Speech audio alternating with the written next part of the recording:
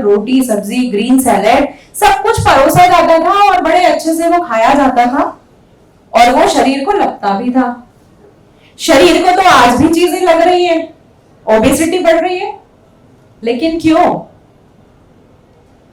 कारण है कि हम घरेलू खानों की बजाय हम डब्बाबंद चीजों की तरफ ज्यादा आजकल इन्फ्लुएंस हो रहे हैं। मैं ये बात बच्चों के लिए कहना चाहूंगी स्पेशली, क्योंकि यहाँ मेजॉरिटी बच्चों की है।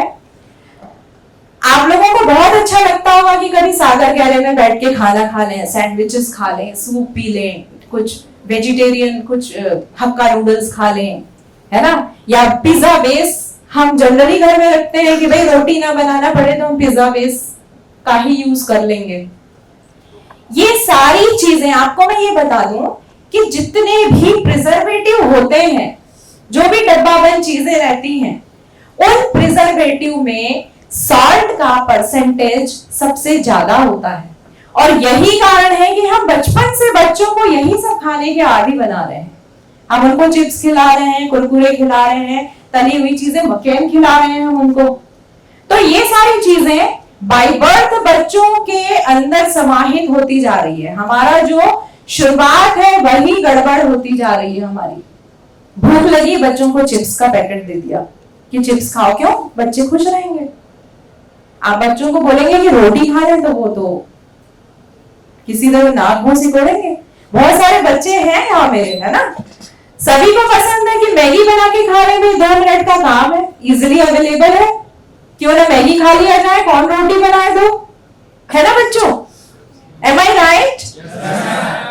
तो आप लोगों के लिए है ये चीज। अगर आप स्वस्थ बने रहना चाहते हैं आगे आने वाली जिंदगी में, तो आपको सबसे पहले डब्बा बंद चीजों का त्याग करना पड़ेगा। ठीक है? बहुत मुश्किल है सैक्रिफाइस करना, है ना? है ना? बहुत मुश्किल लग रहा है उसको, बहुत मुश्किल है, लेकिन practice makes a man perfect. ठीक है ना? आप जिस चीज की आदत डालेंगे, आपको वो आदत आपके चरम तक ले जाएगी। क्योंकि क्या कहा गया है भाई? तुलसीदास जी ने कहा है, कर्महीन नर पावत नाही। ठीक है ना? कर्म करना है आगे चल के। कर्म कब करोगे? जब स्वस्थ रहोगे आप। स्वस्थ रहने के लिए हमें इन आदतों का पालन करना चाहिए और यही आयुर्वेद सिखाता है। क्योंकि आयुर्वेद का प्रयोजन क्या है? स्वस्थ व्यक्ति के स्वास्थ्य की रक्षा करना।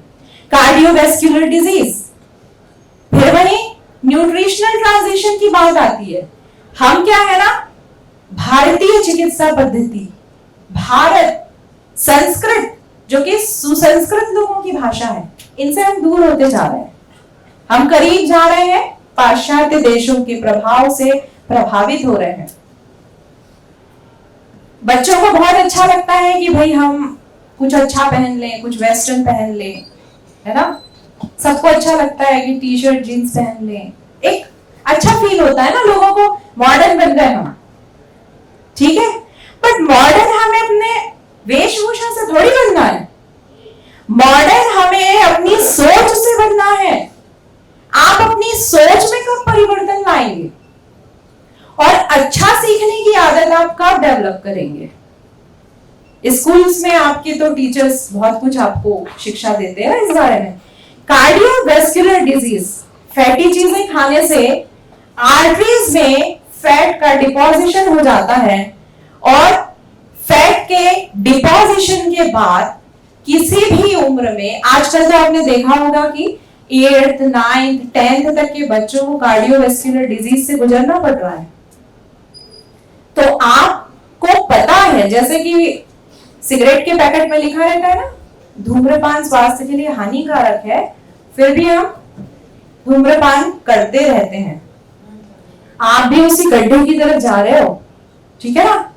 मैं आपसे ये कहना चाहूंगी कि भेड़ों की तरह हाँकोगे तो गड्ढे में गिर जाओगे। भेड़ों की तरह हाँकोगे तो गड्ढे में गिर जाओगे बेटा। विकास की बात तो दूर, खुद को विनाश की कगार पे खिला पाओगे। न तुम्हारी कोई मंजिल होगी, न तुम्हारी कोई दास्तां, न तुम्हारी कोई मंजिल होगी, न होगी दास्तां तुम्हारी। जब भी सोच पाओगे बेटा, सिर्फ गड्ढे से निकलने के बारे में ही सोच पाओगे। तो उस गड्ढे में गिरने की कोशिश मत करो, ठीक है। आज यहां पर 100 घंटे 100 वक्ता और एक संकल्प है हर 100 इंसान के साथ। वो संकल्प लेके जाना है आपको। मैं ये नहीं कह रही हूं कि आप 100% डब्बाबंद चीजों को बंद कर दो, पिज्जा बर्गर और ये मैदा और बेसन से बनी हुई चीजें बंद कर दो, लेकिन आप कोशिश तो कर सकते हैं कि इनको कम से कम लिया जाए। यहां बैठी माओ को भी मैं यही सलाह देना चाहूंगी कि अपने बच्चों को इन सब चीजों से दूर रखें। दूसरी बात ये बच्चों, ये तो 5 हमने महामारियों की बात की, ठीक है। पाइल्स, फिस्टुला और फिशर जिन रोगों का इलाज आज मैं कर रही हूं, एट ए टाइम एक ओपीडी में 70 से 80 पेशेंट देखे जाते हैं इन रोगों के। आपको मैं ये बताना चाहूंगी कि ये सबसे ज्यादा केस आपकी एज ग्रुप में देखने मिलते हैं, क्योंकि आपके खाने का पैटर्न बहुत डिफरेंट है। कोई लाइफ स्टाइल ही नहीं है अपनी। पानी कम से कम पीते हैं भैया। हमारे शरीर का 70% हिस्सा पानी से बना है, उसके बाद भी हम पानी कम पीते हैं, क्योंकि एक पानी ही है जो हमें प्रभावित कर सकता है। आपने देखा होगा, यदि आप रेनकोट पहन ले तो आपके ऊपर अगर पानी की बारिश भी होगी ना तो कोई फर्क नहीं पड़ेगा उससे, है ना। आपका शरीर बिल्कुल भीगेगा नहीं। आपका जो मॉलिक्यूलर स्ट्रक्चर है शरीर का, वो बिल्कुल उसी तरह है। आपके जो सेल्स हैं, आपकी जो कोशिकाएं हैं, जब आप ये सब चीजें खाते हैं, है ना, तली हुई चीजें, डब्बा बंद चीजें, फैटी चीजें, हाई कैलोरी वाली चीजें, तो ये आवरण बनाती है उस सेल पे, और वो सेल जो है वो फिर उसी तरह रिएक्ट करता है जैसा एक रेनकोट। इंसुलिन उस सेल तक नहीं पहुंच पाता उस आवरण के कारण, और फिर इंसुलिन डिपेंडेंट डायबिटिक पेशेंट आप होने लगते हैं, ठीक है ना। तो कब तोड़ेंगे इस आवरण को, कब बंद करेंगे ये फैटी चीजें खाना आप? यदि आपको भविष्य में आप ये चाहते हैं कि मधुमेह जैसी बीमारियों से आप बचें, तो पहले इस आवरण को तोड़ने की जरूरत है, ठीक है ना। तो आज हमें ये संकल्प लेना है कि भाई हम तो ये सब चीजें बिल्कुल भी नहीं खाएंगे, ठीक है। कुछ ऐसी जानकारी मैं आप लोगों को केवल गुद रोगों के बारे में देना चाहूंगी, क्योंकि पंडित खुशीलाल आयुर्वेद संस्थान में गुद रोगों का एक बहुत अच्छा यूनिट वर्क कर रहा है।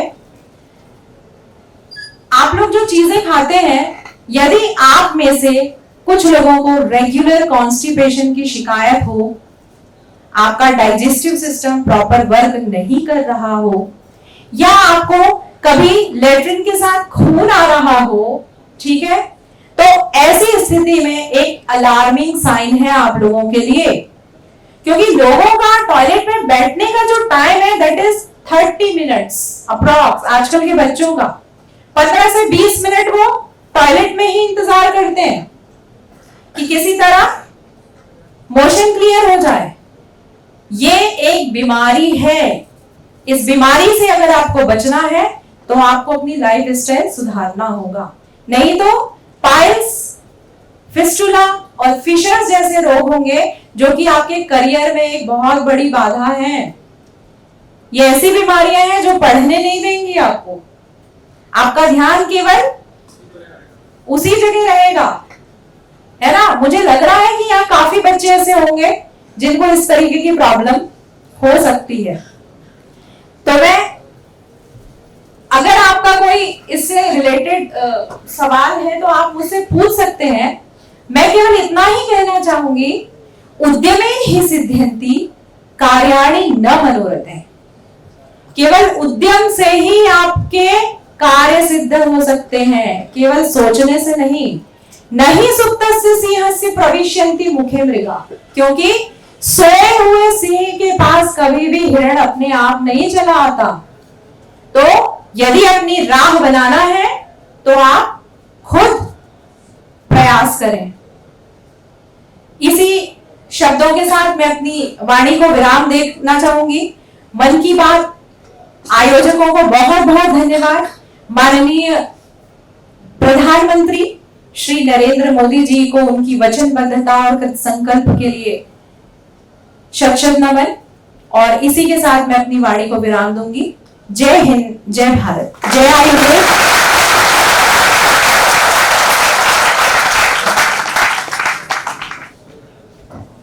बहुत बहुत धन्यवाद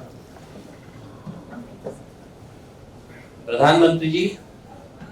मन की बात के माध्यम से आपके हमारे जीवन के सरोकारों से मुखातिब होते हैं और उन्हीं चीजों को हम देख रहे हैं कि कई सारी चीजों पे, कई सारी जीवन पद्धतियों में और इस भारत परिवार में संगठन को लेकर और एकजुटता को लेकर परिवर्तन हमें दिखाई दे रहे हैं। परसों जो घटनाक्रम हुआ चंद्रयान 3, वो विश्व के सामने भारत परिवार की शक्ति का द्योतक है। चंद्रयान 2 हमारा, उसका रिजल्ट हम जानते हैं। उसके 3 साल बाद ही हमने अगस्त 2023 में फिर से हमने उसी अभियान को सफल कर बता दिया। यह भारत परिवार की शक्ति है। निश्चित रूप से मन की बात कहीं ना कहीं भारत परिवार को सशक्त बनाने में अपनी महत्वपूर्ण भूमिका निभा रहा है। कार्यक्रम के अंतिम चरण में मैं हमारे सम्मानित अतिथियों को हमारी संस्था की ओर से मन की बात प्रकाशित डॉक्टर राघवेंद्र शर्मा जी की पुस्तक भेंट करने के लिए आमंत्रित कर रहा हूँ। नवीन धुर्वे आए, प्रियंका दारुकार, सैयद कैफ आए और हमारे अतिथियों को यह पुस्तक भेंट करें। डॉक्टर राघवेंद्र शर्मा जी द्वारा लिखी मन की बात।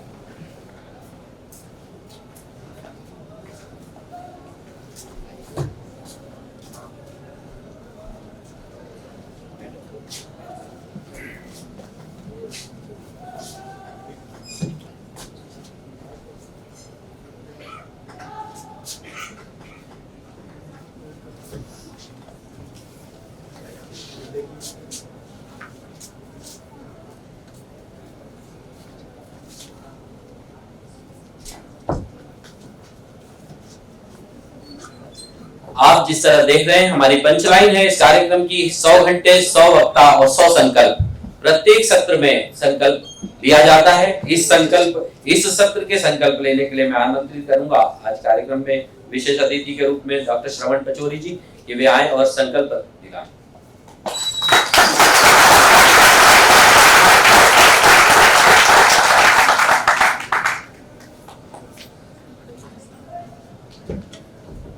सब लोग खड़े हो जाएं। मन की इस बात के इस कार्यक्रम में सभी जो इस कार्यक्रम में उपस्थित हुए हैं वो सभी बहुत ही गौरवान्वित महसूस करना चाहिए हम लोगों को कि क्योंकि ये जो कार्यक्रम है वो इसका रिकॉर्डिंग भी चल रहा है और जो गिनीज वर्ल्ड रिकॉर्ड के लिए आप लोग इसके भागीदार बनने जा रहे हैं। तो इस 54वें सत्र के समापन में जैसा कि इस मन की बात के इस कार्यक्रम में 100 घंटे 100 संकल्प 100 वक्ता, ये इसी के क्रम में ये 54वें सत्र के समापन में हम लोग एक संकल्प लेना जा रहे हैं। तो इस संकल्प के लिए आप सभी लोग अपना सीधा हाथ राइट हैंड सीधा आगे रखते हुए एक संकल्प लेना चाहिए।